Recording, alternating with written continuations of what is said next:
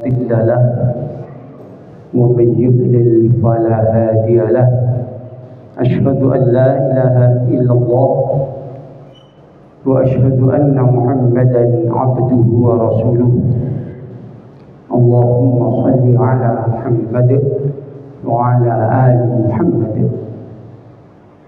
أما بعد فيا عباد الله أوصيكم ونفسي بتقوى الله فقد فاز المتقون وعليكم بتقوى الله فإنه رأس كل عمل وعليكم بالتلاوة القرآن لأن رسول الله صلى الله عليه وسلم اقرأوا القرآن فإنه يأتي يوم القيامة شفيعا لأصحابه وقال الله تعالى في القرآن الكريم أعوذ بالله من الشيطان الرجيم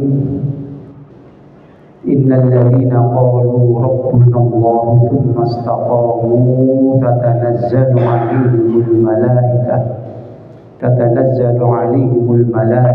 ألا تخافوا ولا تحزنوا وأبشروا بالجنة التي كنتم توعدون.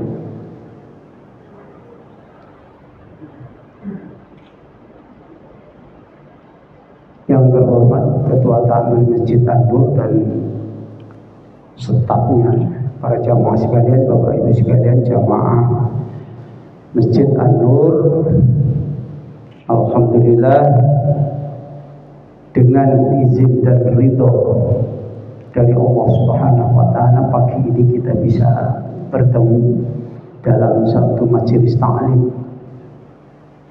yang majelis ini adalah majelis yang sangat-sangat mulia, yang sangat-sangat terhormat,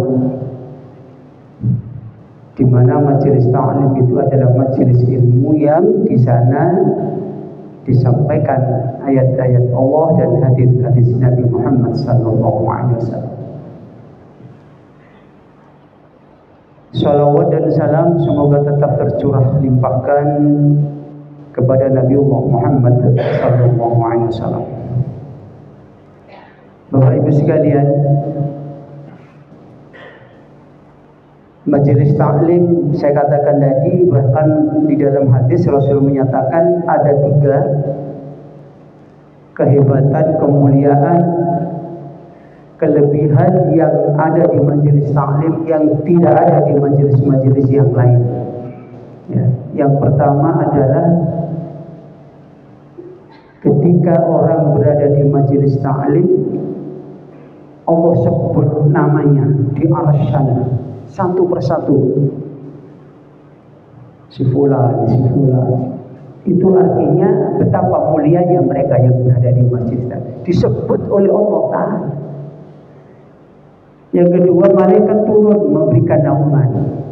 Yang ketiga, Allah turunkan rahmat.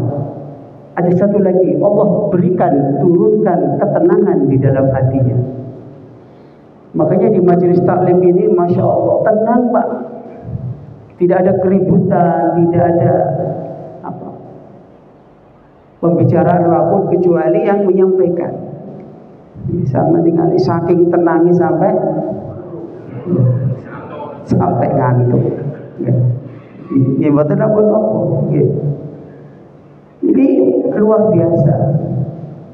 Ya, maka saya mengajak Bapak Ibu sekalian, mari kita bersyukur kepada Allah. Hanya orang-orang yang dibelas kasihani Allah saja, hanya orang-orang yang diberikan oleh Allah hidayah sehingga mau hadir di majelis taklim. Apalagi subuh, Pak. Ya, Bapak Ibu sekalian, salat subuh ini salat yang paling berat. Dan kalau saya lihat di Masjid An-Nur ini, masya Allah, banyak yang hadir. Ada sekitar 400 ya, ini kurang-kurang sedikit lah. Bu, ini ibu-ibu nih. Enten satu saya nih. Alhamdulillah. Ya. Dan luar biasanya yang hadir, ngapunten, sepuh-sepuh.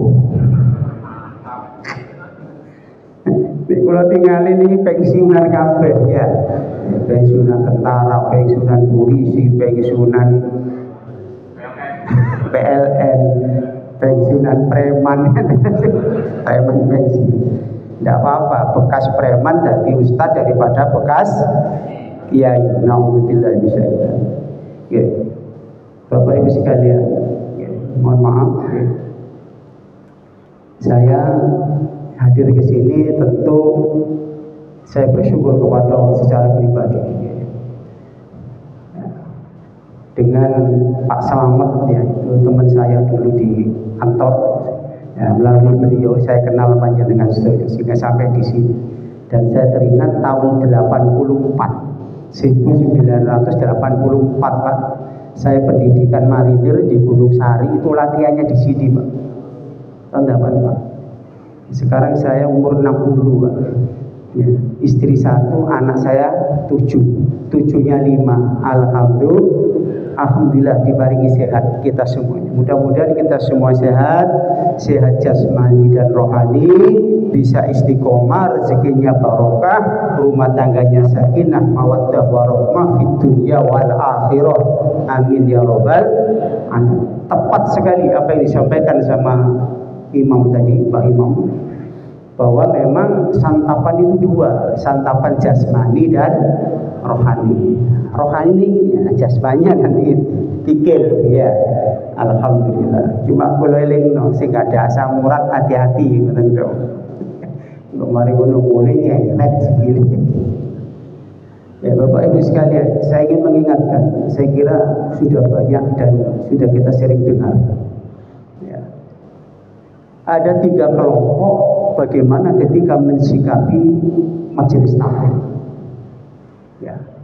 Ada 3 kelompok manusia kata Nabi ketika ayat-ayat Allah dibacakan, hadis-hadis Nabi disampaikan. Ada 3 model manusia. Yang pertama adalah orang yang senang, antusias, senang. Bahkan kata Nabi, orang itu senangnya ketika mendengarkan kajian, mendengarkan ayat-ayat Allah dibacakan, itu sampai di depan. Rasulullah dulu ketika menyampaikan nasihat kepada para sahabat, Rasulullah berdiri duduk di satu tempat, apakah itu kursi apapun namanya, itu sahabat-sahabat Nabi itu Masya Allah di depan beliau mengelilingi ya, sampai di depan dengkulnya Nabi, saking senangnya ya, antusias sekali. Kata Nabi, orang seperti ini Allah turunkan rahmat kepada dia. Masya Allah, saking senang. Yang kedua adalah orang yang ragu-ragu. Nah, ini saya ingin mengingatkan kepada saya dan kita semuanya, ragu-ragu daripada doa ya, sarapan enak masjid kalau gile ya. Artinya ada keraguan, tidak 100%, tidak antusias. Jadi tidak karena pengajiannya, tapi niatnya karena kikil. Hati-hati. Innamal a'malu binniyat. Ya. Wa innamal likulli imri'in ma nawa. Fa in man kana hijratuhu ila Allah wa rasulihi fa hijratuhu ila Allah wa rasulihi. Fa man kana hijratuhu lidunya yusibuha aw imra'atin yankihuha fa hijratuhu ma hajaru ilaihi. Ada 3 model manusia hijrah. Ya. Orang hijrah dari Mekah ke Madinah bersama Rasulullah, para sahabat, ada yang karena Allah, karena Rasulullah, diganjar oleh Allah Ta'ala, mendapatkan pahala, mendapatkan syafaat dari Nabi. Yang kedua, karena pekerjaan, di dunia yusibuha, ya, dia dapat dunia. Diterangkan di hadis itu, dia hijrah bersama Nabi dan para sahabat karena partner bisnisnya ikut hijrah. Kalau saya tidak ikut, tidak ada partner saya, maka terpaksa dia ikut. Yang ketiga, karena wanita yang mau dinikahi hijrah, maka saya kalau tidak ikut nggak jadi nikah. Ya mereka dapat, wanita yang dinikahi tidak dapat pahala. Tetapi ketika niatnya ikhlas karena Allah Subhanahu wa Ta'ala, ya hijrah itu dia dapat pahala, kemudian di Mekah dapat harta, juga dapat istri baru seperti Abdurrahman bin Auf. Abdurrahman bin Auf itu sahabat Nabi yang kaya raya di Mekah, semua ditinggal hartanya, ya, tidak punya apa-apa. Kemudian di Mekah beberapa tahun kemudian jadi kaya lagi, punya istri lagi, dapat semuanya. Sama, kalau kita hadir di sini pagi ini Bapak Ibu sekalian, kita ikhlas karena Allah Subhanahu wa taala, maka kita akan dapat pahala. Ya, ikhlas murni niatnya. Yang kedua, setelah dapat pahala dapat kikil, jadi kena semuanya. Ya, ketiga, bisa ketemu teman, ketemu saudara, kita bisa mungkin bicara apalah, masya Allah. Jadi bapak-bapak dan ibu-ibu sekalian, kesempatan ini saya ingin sampaikan bab yang sudah saya sampaikan ke takmir ya waktu saya dikonfirmasi masalah istiqomah. Ya, ayat tadi surat As-Saffat ayat 30 yang dibaca imam juga. Jadi kembali ya yang ke tadi awal, ada 3 kelompok tadi baru pertama ya. Yang kedua ragu-ragu, yang ketiga ini yang bahaya. Ya.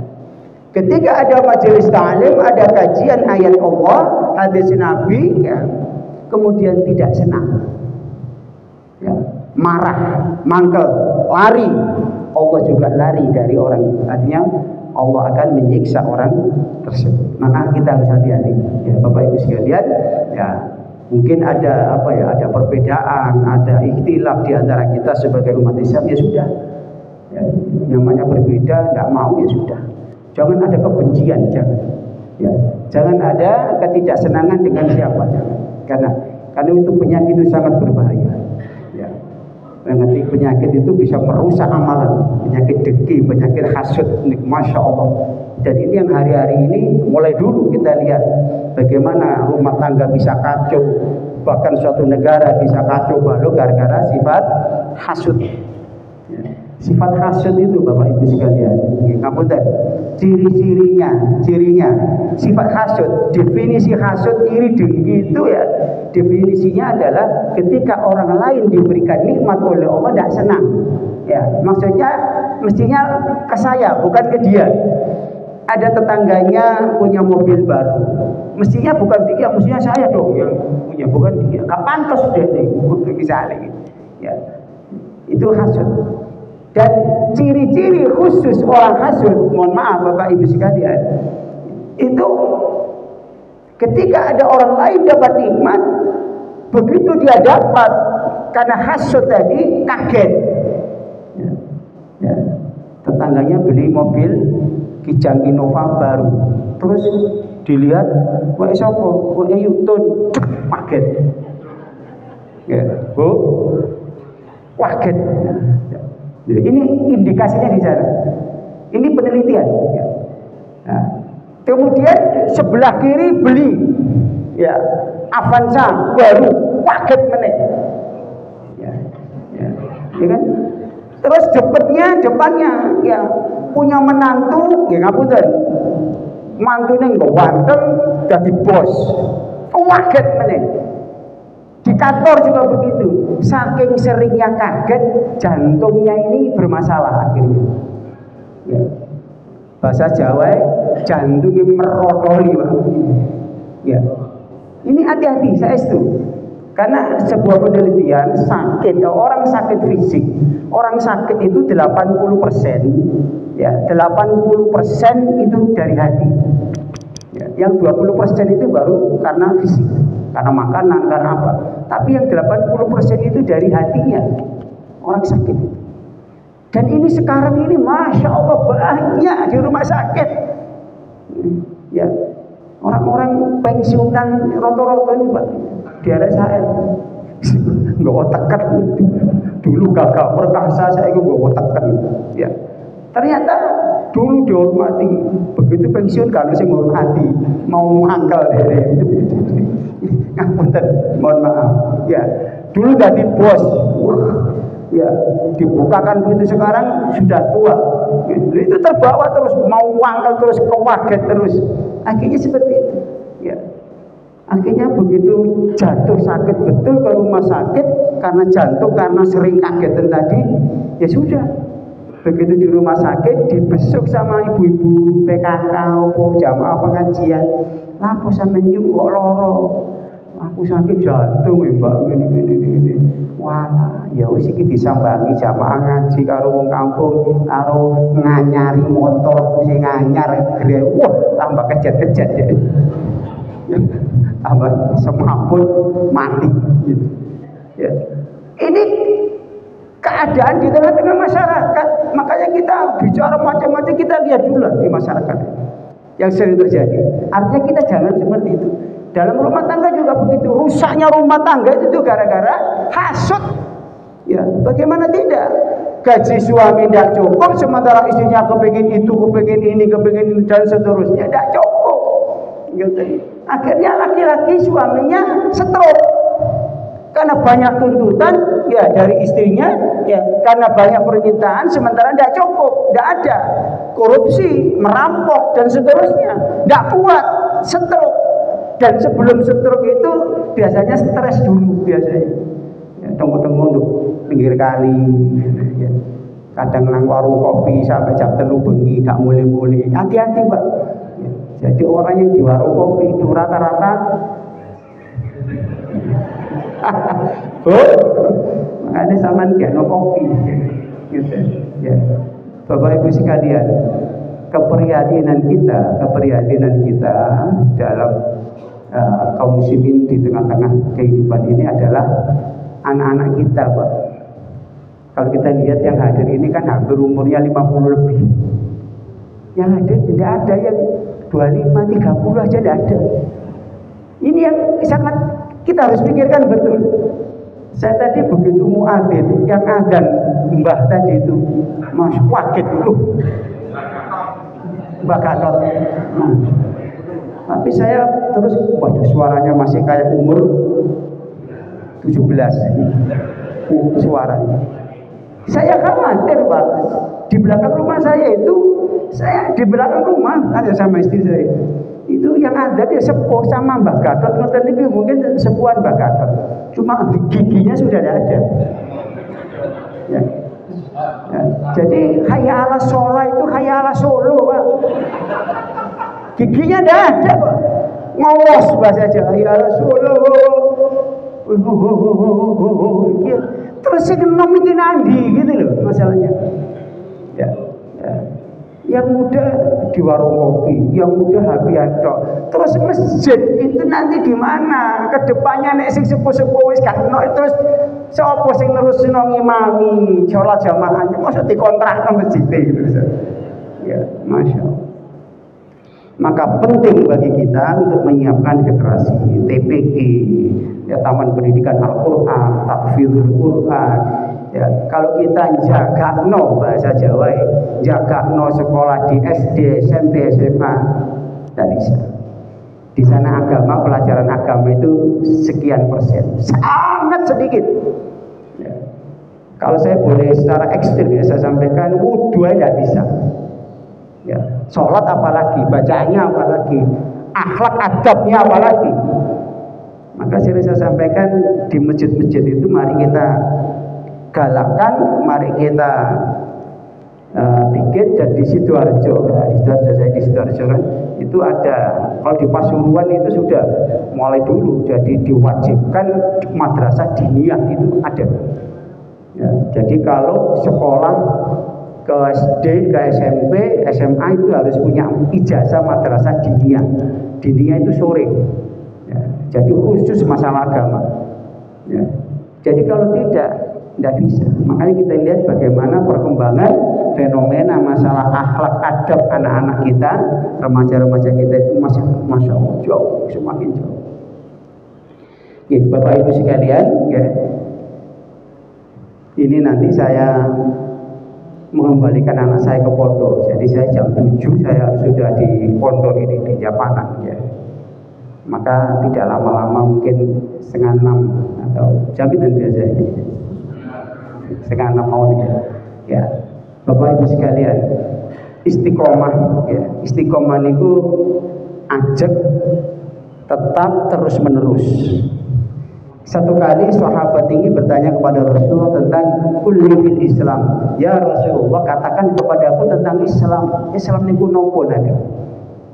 Ya, saya tidak akan bertanya la as'aluka ghairaka. Saya tidak akan bertanya kecuali hanya kepadamu. Rasul menjawab, Islam itu adalah qul amantu billahi tsumastaqim. Katakan aku beriman kepada Allah, tsumastaqim, kemudian istiqomah. Jadi Islam itu istiqomah di dalam beribadah kepada Allah. Yang diperintah dijalankan secara istiqomah, yang dilarang ditinggalkan sama sekali secara istiqomah. Menerus sampai dipanggil oleh Allah Subhanahu wa taala. Itu Islam. Jadi tidak boleh Islam menjalankan kita sebagai orang Islam kemudian menjalankan ajaran sakarpe dhewe, ndak. Bukan Islam. Itu secara ekstrim ya, kalau sholat ya gak sholat, ya sholat ya gak sholat. Oh, itu Islam itu istiqomah, sholat istiqomah. Ya, masalahnya Bapak Ibu sekalian, ya, ayat yang saya baca tadi, baca Imam tadi, Masya Allah. Ya, innalladzina qalu, sesungguhnya orang-orang yang mengatakan mereka itu Rabbunallah, Tuhan kami adalah Allah. Ya, ini sebuah pengakuan bahwa kita hanya menyembah kepada Allah, tunduk kepada Allah, syariat Allah, perintah Allah. Yang diperintah oleh Allah dikerjakan, yang dilarang ditinggalkan sama sekali. Ini sebuah penyaksian, ucapan, dan mereka inilah orang-orang yang beriman. Orang beriman itu orang yang ucapannya, hatinya, dan perbuatannya sama. Itu orang beriman. Ucapannya qalu rabbunallah, mereka mengatakan Tuhan kami Allah, Tuhanku Allah. Hatinya membenarkan wa tasdiqan fi qalbi, menjadikan sebuah keyakinan, ideologi, ya, kekuatan mental yang luar biasa. Terus dipraktekkan dalam kehidupan sehari-hari antara ucapan, perbuatan, dan hati dan perbuatan. Maka orang yang beriman itu tidak boleh bohong, tidak boleh. Karena bohong itu dosa besar. Ya, jadi bohong ini Pak, ini kenapa saya mencolot ke bohong ya? Nah, saya menggok sedikit ke bohong. Ini kebohongan ini merusak semuanya. Ya, dalam rumah tangga kalau suami bohong kepada istri, istri bohong kepada suami, sudah. Sekali lancung kemudian keujian seumur hidup orang tidak akan percaya. Sekali seorang suami berbohong kepada istri, selamanya istri tidak akan percaya. Dan itu banyak kita lihat. Ya. Bohong itu dosa besar kata Nabi. Ketika Rasul menyampaikan dosa-dosa besar kepada para sahabat, Rasul menyatakan dosa besar itu banyak. Dalam konteks ini ya, dalam hadis ini yang ada di kitab Riyadhus Shalihin itu, nomor satu adalah uququl walidain, durhaka kepada kedua orang tua. Yang kedua, kata Nabi, dosa besar itu adalah qaulaz zur wa syahadati zur, ucapan bohong dan persaksian bohong. Yang kedua ini diulang-ulang terus, qaulaz zur wa syahadati zur, qaulaz zur wa syahadati, sampai sahabat itu ya Rasulullah sudah saking pentingnya. Ya, tidak boleh. Maka kita ya, ngapunten ya, kita bahas rumah tangga saja. Kalau urusan ke atas sudah. Kenapa? Karena rumah tangga ini kita semuanya dalam posisi yang paling dasar adalah di tengah-tengah keluarga. Jangan kita pernah berbohong kepada istri. Istri juga jangan pernah berbohong kepada suami. Dalam masalah kecil ya, kadang-kadang dalam rumah tangga itu Bapak Ibu sekalian, ya, seorang istri kadang-kadang kehabisan uang, minta kepada suami, ya, minta, masih duanya uangnya habis untuk belanja habis. Ya, tanggal tuwek, ya, tanggal 20. Kata suami, sekarang nok duit tak kalau apa, wis tidak ada. Padahal suami tadi punya, ya, tidak tahu dari mana punya. Artinya dia berbohong kepada istrinya. Nah, tahu-tahu, ya, celananya yang ada di celananya, di sakunya itu ada uang 1 juta. Diumbah bojone. Lah omah itu biasanya nek umbah ngrogo-ngrogo. Nggih Bu. Oh. Pokoke dene ku nek kate mbah-mbah dirogoi sak wong lanang iki. Nek nemu dhuwit ngoten iki biasa ya 1.000, 2.000, 1.000, 50.000 nemu. Lah ngoten niku begitu diambil ya dirokok 1 juta. Mas mikir, tadi saya tanya enggak punya uang. Ini kok 1 juta. Nah, Bu, kira-kira sampean balekno napa mboten? Lho ya. Ya, enggak. Podo jawabannya lho kono-kono nggih ngoten. Salah tadi aku digoroi kan ngoten. Tadi saya tanya enggak punya uang. Nah, ini 1 juta, makanya biarkan saja. Itu tetap namanya bohong. Suami bohong kepada istri, istri berbohong kepada suami. Pas ya, ngapunten. Mestinya enggak, mestinya kalau dia berbuat dosa, ya dosamu aku mau. Ya, kan begitu mestinya. Jadi kebaikan, kebenaran tetap harus kita sampaikan. Begitu istri ya ketika ditanya suami, ya, Dek, karo duit gua. Ya, ini Mas. Lu sak mang kau mbah. Kan no, sama jadi kado duit. Gak ono 1 juta PR tuh kan? Ya. Coba sampean bilang iki lho duit sampean 1 juta. Sampean mang jare kate duwe lha sampean goro yo dhek aku sepurane hanya lho sepuro selesai ya. Istrinya begitu suaminya minta maaf, suaminya sakno kasih yo wis dhek wis aku yo sepuro wis duwe 1 juta wis PN alhamdulillah barokah. Masyaallah. Jadi Bapak Ibu sekalian ya, orang yang istiqomah di dalam kebaikan ketika mengucapkan Tuhanku adalah Allah terus istiqomah itu tatanazzalu alaihimul malaika. Allah akan menurunkan malaikat. Tatanazzalu alaihimul malaika. Akan turun para malaikat dari langit turun kepada orang yang istiqomah tadi terus memberikan satu motivasi kalimat ya pendorong ya penggembira apa ucapan malaikat Allah takhafu wa la tahzan. Jangan kamu takut, jangan kamu susah. Wa abshiru bil jannati allati kuntum tu'adun. Bergembiralah kamu dengan surga yang dijanjikan oleh Allah. Ini malaikat. Ya, malaikat datang kepada orang yang istiqomah. Kalau tidak istiqomah enggak. Artinya hidup ini kan perlu motivasi. Hidup ini kan perlu penyemangat.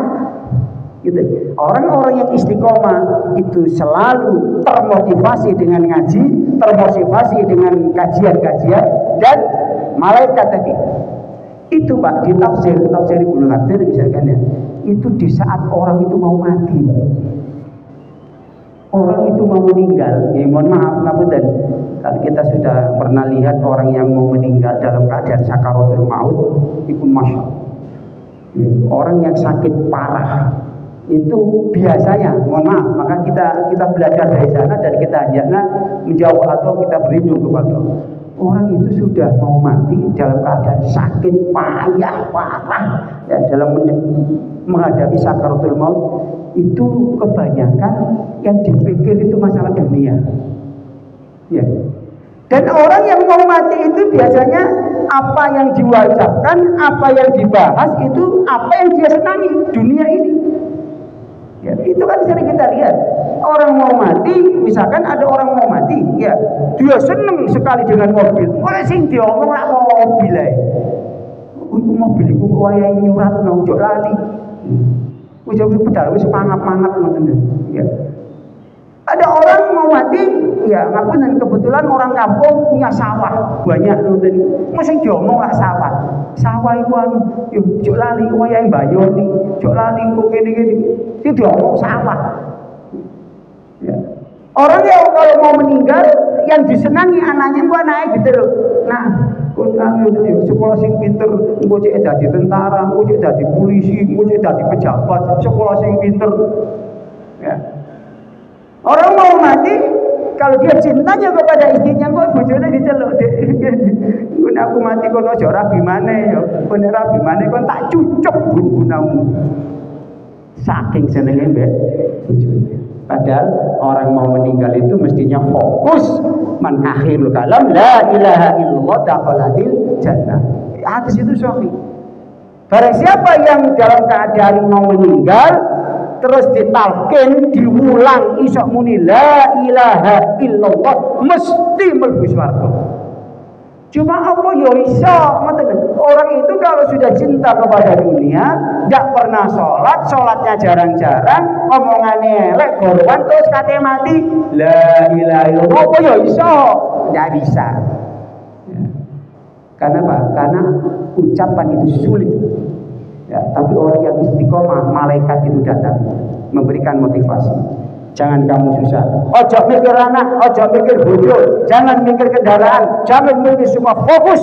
Malaikat datang memberikan motivasi. Allah menjanjikan kamu dengan surga yang dijanjikan. Itu bagi orang yang istiqomah di dalam beribadah kepada Allah Subhanahu wa Ta'ala. Maka kemudian, mohon maaf ya. Saya juga pernah melihat, mungkin Pak Salamet waktu itu ikut apa enggak ya, saya punya teman yang masih aktif dulu sakit di RSAL mau mati Pak, digeledek loh, mau mati digeledek itu disuruh pindah kamar sudah tidak sadar loh, mungkin itu nyanyi lagu campur sari. Mungkin Pak Salamet ikut enggak ya, saya bersama teman-teman kompi markas Grigip loh bisa, ternyata diusut punya usut sedang nyanyi lagu campur sari. Jadi bendino ini ngomong lagu campur sari. Loh ini gila. Nah, jadi apa yang dia cinta itu akan keluar dari mulutnya. Misalkan orang senang mobil mati. Ya. Itu kita lihat. Ya. Padahal yang namanya kita semuanya orang-orang yang beriman, harapan kita adalah semuanya itu harapan kita adalah husnul khotimah. Itu harapan kita, keinginan kita. Tapi bagaimana dengan bagaimana bisa husnul khotimah kalau kita masih tergantung dengan dunia, keinginan dengan dunia dan seterusnya. Padahal kondisi kita sudah mau mati dalam keadaan sakit parah. Dan mohon maaf ya, sekali lagi rumah tangga itu sangat membantu dan sangat berperan sekali di saat kita nanti sudah sepuh dan sudah sakit-sakitan. Apakah itu suami, apakah istri. Ya, makanya kalau rumah tangga masih baru, masih muda, suami gaji besar, si ganteng, si ayu, biasa. Ya, rono shopping, melencer, biasa. Soalnya dulu ini si akeh. Ya, tapi kalau sudah sepuh, pada tuweke, pada loro-lorone, ya di saat suami sakit, istri masih sehat, atau sebaliknya istri sakit, suami ya sehat. Sepuh umur 70, 65. Dan saya melihat Pak, waktu kontrol saya di rumah sakit, tadi ada dua ngapunten mbah-mbah, jadi ya dereng tua nemen jadi, masya Allah saya lihat. Suaminya digledek naik kursi roda disuruh antri Mbak, antri nah, namanya rumah sakit kan antri kan banyak. Nanti ini panggilan dokter udah itu si suami tadi itu muring-muring. Namanya orang sakit itu kan biasanya kan emosinya tinggi, apalagi orang itu tidak mohon maaf ya, gak ngaji, gak tahu itu terlihat betul di saat kita sudah sepuh terus sakit-sakit. Sabar itu masya Allah, koyo-koyo hilang. Padahal sangat dibutuhkan sabar. Dan kita sakit itu sangat perlu pertolongan. Siapa? Ya istri kita, anak-anak kita. Dulu tadi pun si suami tadi tidak sabar. Saya dengar terus teriak-teriak. Semuanya dokter di sini. Ya Allah, orang itu melihat semua. Nah, si istri tidak sabar. Karena seringnya ngomel gak karuan kalau gitu, akhirnya sing wedok mungkin wis sabar hilang gregetan. Oh yo nyocot ae, tak cembur kali kapokku. Bu, ini terjadi betul.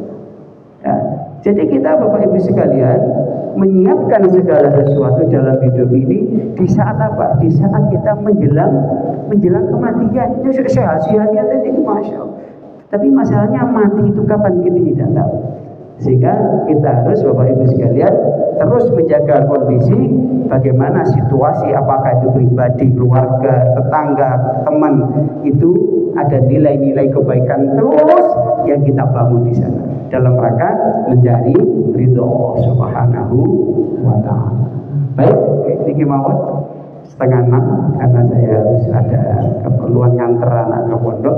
Insya Allah mudah-mudahan kita sambung dengan pada saat yang akan datang.